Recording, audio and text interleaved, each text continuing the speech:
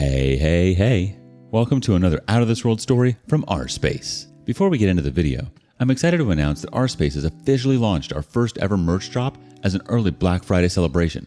Take 15% off everything in our store until November 24th at 11:59 p.m., the evening before Black Friday begins. Visit our shop using the first link in the description. Now, back to the video. Up first, a glimmer of hope. My wife cheated too. I'm in 2 therapy sessions a week and on Lexapro.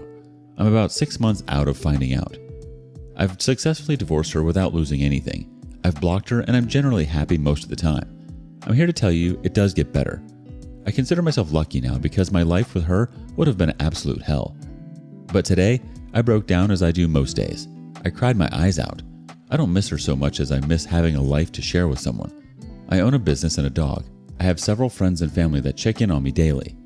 I have several blessings in life that I don't want to take advantage of. But all of it feels pointless now. I started this business for her. I wanted to share my life with her, have kids, have a white picket fence and a home, build a treehouse in the backyard. I wanted all of that. That was my lifelong dream. I realize now she didn't deserve it. Therapy has made me realize I was spending too much time taking care of her when she didn't care of me at all.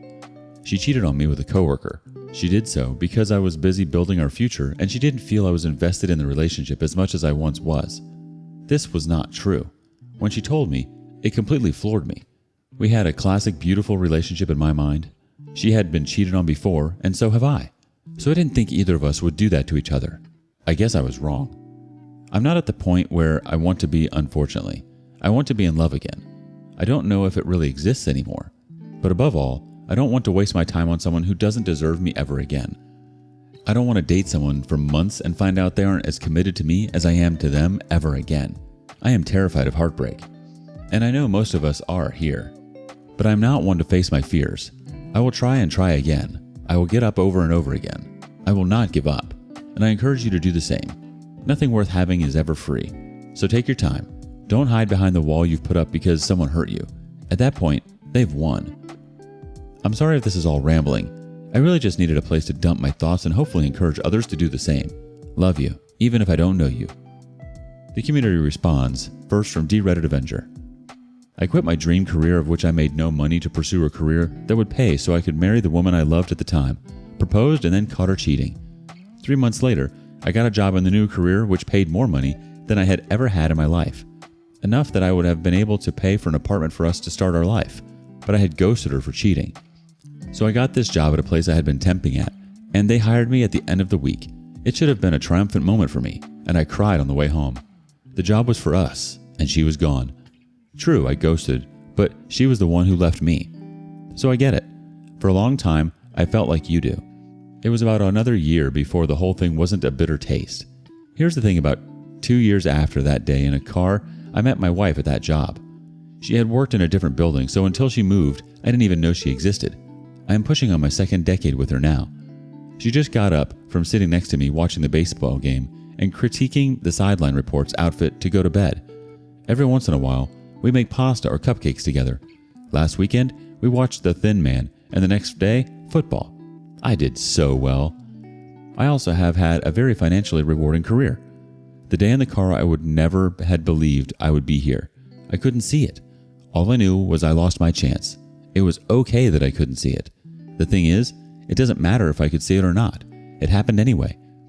Have hope, man, because there is hope. This is life. It's bittersweet. It's melancholy. Much of the time, it's ordinary and boring, but it's also filled with the highest of highs and even the lowest of lows. That's living. Embrace that.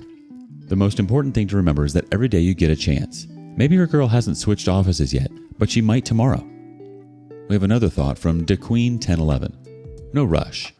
I often have days where I think, man, if this doesn't work out, I'm not doing this again. I wonder now, what is the point of a wedding and marriage?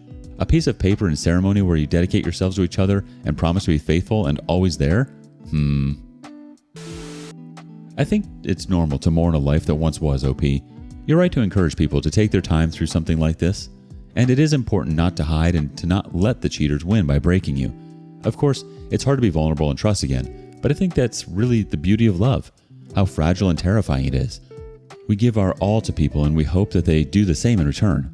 But with that in mind, It's important that we don't lose ourselves and our individuality in the process. What do you think? Up next, an unfaithful husband who wets his whistle elsewhere. Husband had a long-term affair and I'm devastated. Background. Married almost 18 years, together for 21 years, 3 kids, 13, 12, 10. Discovered a week ago that my husband had been having a physical, maybe emotional, affair with a coworker for the last 5 years. I was totally blindsided. I went ballistic upon finding texts between the two of them and kicked him out of the house. I have now calmed down enough that I am beginning to accept that it has happened and ask questions. He pleaded his case, which included admission that he went outside of our marriage for sex, since it had been 10 plus years since we were intimate. We were more like roommates than a married couple. Short peck kisses and hugs. We were best friends though, and I believe really enjoyed each other's company. Our sexless marriage fell on both of us. I had 3 kids in 3 years. I was exhausted and probably depressed, so not interested in sex. He tried for a while to initiate, but stopped after being rejected so many times. He has begged for reconciliation, agreeing to marriage counseling, and anything he can do to not lose me. He was specific that it is me he doesn't want to lose, not just the kids or life we have. Deep down, I always knew the lack of intimacy would cause problems. I guess I just never thought it would cause this. The affair partner was a woman from work that he says came on to him. He liked the way she made him feel, wanted, and attractive. The relationship started through sexting, which led to romantic rendezvous, which led to sex. He says that it was not regular, as she is married too, and finding time to be together was difficult. He estimates they met for sex every other month, sometimes going as long as 6 months before seeing each other, depending on their busy married lives. They did, however, text nearly every day. He immediately ended the affair upon me finding out. He sent me proof, and upon my request, told her husband they were having an affair. When asked why he kept it going, he told me that after their first sex session, she threatened to tell me everything if he did not keep her happy. So he kept up the affair to delay me finding out. I do know that he was feeling guilty and ashamed as he became an alcoholic in the last 5 years, binge drinking every weekend, which was totally unlike him before. I just do not know where to go from here. I do really love him, but there are so many feelings of betrayal. Not only is the last 5 years a lie, he brought this woman into our home on 2 occasions by his report. He promises not our bed, but our bonus room couch. Sex was in both of our vehicles, and he shared things about our life with her. Where we were going on vacation, how the kids were doing in school, arguments he and I had. He says that he was very firm with her, that he would not leave me. He has admitted to telling her he loved her. I'm just so devastated that I feel numb. I so want to believe this was just one hella long mistake caused by our lack of intimacy. That he truly is remorseful and wouldn't have strayed if he was getting his needs met at home. I admit there's culpability on my part, yet I also can't get images of them out of my head, and the fact that it went on so long exacerbates the wound. I am seeking counseling as well as psychiatric care for my depression and anxiety. He is already on meds for depression and alcohol detox. He also has a therapist he started seeing this week. I'm trying to take one day at a time, but my kids miss their dad terribly, and to tell you the truth, so do I. Any advice to help me begin to heal? Update. Thank you to everyone who has responded, given support, and even those who have criticized my role in all of this. To answer some of the questions posed. 1. On a few occasions over the years, I went to him about the lack of intimacy. He assured me that he understood that I was attracted to him, but was busy needing help taking care of the house, the kids, and all that goes into raising a family. He never took anything off my plate to put him on it. Of course, he was already screwing this chick. He never came to me once and voiced his needs. 2. My reasons for not having sex with him were multifaceted. My self-esteem about my body was horrible after 3 children in 3 years. I had gained about 50 pounds. Therefore, I turned him down, which turned into a vicious cycle of him not expressing desire that I internalized as him not being attracted to me. In addition, I asked him to get a vasectomy so that we could not get pregnant again. I'm fertile myrtle apparently, which he agreed to but never did. I dug my heels into the ground since my body had the trauma from childbirth. He has never worn condoms because he doesn't like the way that they feel, so I knew that was out. We got pregnant with my second using the diaphragm, so that was not an option either. I was scared to death of getting pregnant again, but felt it was his responsibility to make sure that didn't happen since I had handled giving him 3 children. 3. His affair partner no longer works with him. She moved with her family about an hour away, so per him, the physical contacts had decreased immensely the past year. Update 2. Thank you again for all the comments, and I have read every one of them. There seems to be a consensus that a dead bedroom makes it excusable to seek sex outside of the marriage. I am aware of that, own it, and have already apologized to him for it. I believe the betrayal occurred when he brought her into our home, our cars, and told her he loved her. That is the most difficult part for me. If it was just sex, I could understand.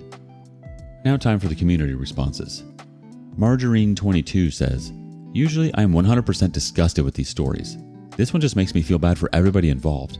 10 years in a dead bedroom would test and break nearly anyone. However, him saying she threatened to blab is the biggest reason he kept going to her? That, my friend, is doubling down on a lie. He already has, in my opinion, somewhat of a case, although he should have just divorced you. But he is lying and making it seem like he was at least partially an unwilling partner. He was not. He was going to her for intercourse somewhat regularly. His reason is because it had been since the Obama administration since you two were intimate. That is a comeback which, in my opinion, should lead to a sliver of hope for the marriage if it is what you both want with a ton of therapy. Instead, he makes it like he is a hostage to her evil wishes. Sorry, no, guy lies. Lies even when telling the truth is the better option. Taiwan Bandit adds, you don't mention if you had conversations with him regarding your sexless marriage. This should have been addressed by counseling years ago, but doesn't excuse his recent behavior. The fact that he told the other betrayed spouse with you on the call is a good sign. I think you can save this marriage, but you both need a lot of counseling, and he needs to go overboard with remorse to make it work. Good luck. Typical Agency 8984 adds in, you both need counseling. He shouldn't have cheated, but you went 10 years without sex. You both should have addressed your issues a long time ago. As far as reconciliation, if he's serious, he needs to look for another job. You also need to tell affair partner's husband. He has the right to know. Start taking time for yourselves. Go on dates and start connecting again emotionally and intimately. Comrade Nook says, my advice would be a trial separation. You're broken up, date whomever, but also date each other. You weren't intimate for 10 years. The marriage was over after year 2, honestly. I don't know why you would want to be married to someone you didn't want to be with unless either of you are asexual. You sound relatively young, probably just entering middle age. And as much as this sucks, my parents after divorcing found more compatible people. Take the kids out of the equation. Kids need happy parents, more than they need parents who are together. You need individual counseling and couples counseling. You've got a long road ahead. Best of luck. Edit. To be clear, I'm on your side. The cheating wasn't excusable. A mature person would say, hey, I need physical intimacy. This isn't working. If we can't fix it, we need to reevaluate the relationship. I don't know why you'd want to stay with him if you don't want to screw him for decades at a time. You deserve a more compatible partner, and a partner who will actually talk about problems. Quirky Macaroon 7999 has this question. What was her husband's reaction? The OP replies, funnily enough, he did not act surprised. He wanted proof, so my husband sent him text exchanges. Her husband then said he had to get off the phone for a work meeting. Maybe that's true, or maybe he was about to blow a gasket and needed to get off the phone. It was a 3-way call, so I heard everything. I needed to hear him confess and rat out the affair partner. Not fair for her to wreck my family and keep hers. Honestly, OP, it went past just cheating and he was having a full-blown relationship with this woman. It wasn't just a one-time thing. He said he loved her. That's a totally different level. It's not just sex. It's not just passion. It's love. He knows he effed up, which is why he's so guilty. If he was afraid of losing you and the kids, he should have worked on marriage counseling early on, not years after screwing this woman and you finding out. Let OP know what you think in the comments below. Lastly, cheaters know exactly what they're doing. Don't give them the benefit of the doubt. Cheaters shouldn't be given a pass for feeling guilty. They need to feel guilty. People cheat because there are underlying issues in the relationship. People cheat because their partner was unable to provide something that they wanted. No, you're wrong. The phrases you've said were exceedingly manipulative. You are trying to victimize the cheater. People cheat because they are the issues. People cheat because they are horrible human beings who are inconsiderate of others' feelings. They know exactly what they are doing. They have no respect for their partner, and they clearly know that their actions will hurt their partner. They chose to proceed with their actions. If you are unsatisfied with your partner for whatever reason, it is your responsibility to inform your partner. If your partner is unable to provide what you need, then break off the relationship. There is no need to cheat because your inconsiderate actions will permanently destroy the self-esteem of a human being. Cheating isn't a physical bruise, it's a mental bruise. A physical bruise will heal within weeks, months, or years. A mental bruise will stay with the victim for the rest of their lives. The victim will feel insecure. The victim will feel like they are not good enough. This will affect how they carry themselves and all the relationships around them. Stop telling victims to go seek therapy to better themselves. Start telling the perpetrators to be better human beings and use effective communication if they want to involve their lives with another person. It is a commitment. It is a contract. It is a basic moral of humanity. Start teaching them to be better people. Start telling them how terrible they are for what they have done. Start telling them to own up to their actions and apologize. Should they have to live with the guilt for the rest of their lives? Yes, they should. If they can hurt someone for the rest of their lives, they need to live with the guilt. Stop protecting them. Our first reaction from the community, Round Brush 4828, has this to say. Never have I come across a cheater who wasn't selfish. Workplace, friend, relative, all of them were incredibly selfish. Also, they tried to play the victim, or it was a moment of weakness. Nonsense. All of it was a way to get a rush out of hurting their partners. OC Kalk chimes in. You're absolutely right, but I want to make one comment about the cheater's guilt. In 99.9% of cases, it's completely absent. In fact, the cheaters get what they wanted, unforgettable sexual pleasures with the woman or men of their lives, while staying in stable comfort zones created by their victims who sincerely and selflessly take care of betrayers. Cheaters screw or sext, exchange nude pics, behind the backs of committed partners and at the same time scold, slander, and throw dirt on them in front of lovers, mocking their appearance, habits, and genitals. They share with their lovers the most intimate and secret details of their relationship with the victims, without feeling the slightest remorse. And suddenly, after D-Day, they feel guilty? Nope, never. If, after revealing the affairs, cheaters demonstrate guilt, then this is another lie and hypocrisy in the name of achieving their selfish goals. To stay in a relationship, in the families, with those who feed them, serve them, and provide a stable, decent existence. The remaining 0.01% of cheaters can really feel sincere regret and remorse and even pain from their vile deeds, but not immediately, only when they truly realize what destruction they have caused to their relationships, marriages, families, and to their partners. Therefore, a truly repentant cheater is an exception to the rule. He or she is as rare as a black sheep. Communication is key. If there's ever any issues in a relationship, it's up to the two within that relationship to bring it up and deal with it. If you don't feel safe or comfortable speaking to your partner, perhaps you're not in the right relationship. And I think the hurt from infidelity is something that always exists. It definitely leaves a scar. It shapes how people look at the world and how they look at themselves. I think the issue is that some cheaters literally don't care. It's hard to tell someone how terrible and crappy they are when they literally couldn't care less. They just like to rip the wings off of butterflies. What do you think? And thank you for joining us today on rSpace. Like and subscribe and hit that notification bell so you don't miss out on our next video. We'd hate for you to miss out. And if you want to listen to more stories from me, check out our lounge where I feature a larger variety of non-cheating related stories. See you there.